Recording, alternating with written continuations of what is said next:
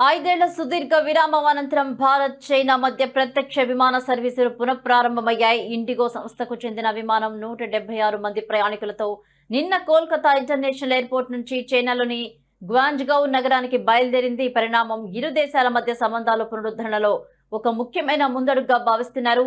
ఇటు పూర్తి వివరాలు చూస్తే 2020 మార్చి వరకు ఇరు దేశాల మధ్య విమాన రాకపోకలు నిరాటకంగా కొనసాగాయి.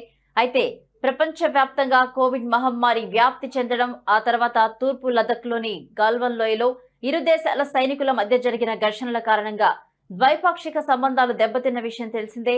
ఈ పరిణామాల ఫలితంగా భారత్ చైనా మధ్య విమాన సర్వీసులు పూర్తిగా నిలిచిపోయాయి.